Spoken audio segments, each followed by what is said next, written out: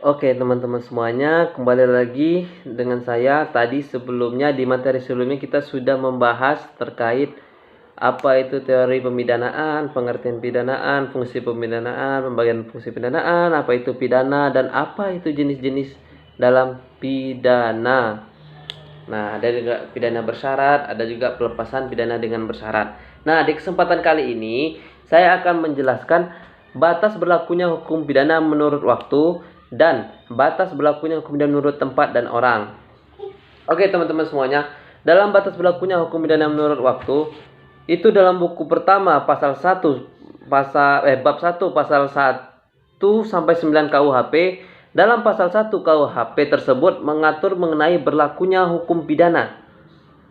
Ya, menurut waktu itu ada dalam pasal 1 atau asas legalitas namanya. Dalam pasal 1 KUHP tersebut, yakni suatu perbuatan tidak dapat dipidana kecuali berdasarkan peraturan perundang-undangan yang telah ada. Dalam pasal 1 KUHP tersebut memiliki banyak materi, salah satunya yang dikemukakan oleh Bambang Purnomo, yaitu yang pertama adalah notum delictum.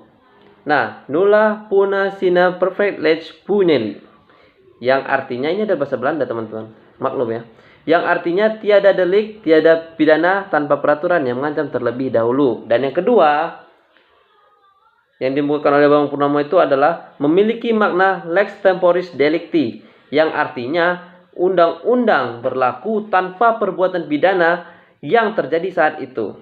Nah,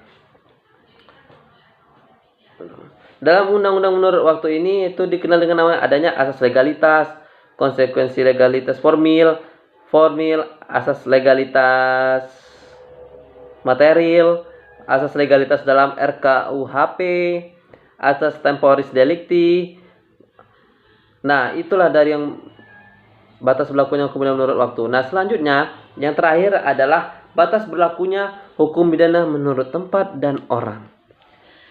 Berlakunya hukum pidana menurut tempatnya itu pada dasarnya kekuatannya berlakunya hukum pidana Indonesia menurut tempat ini telah diatur dalam pasal 2 sampai dengan pasal 9 KUHP, teman-teman semuanya.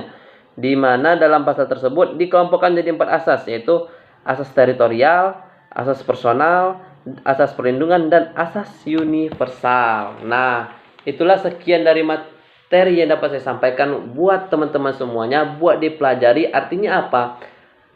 Negara kita adalah negara hukum.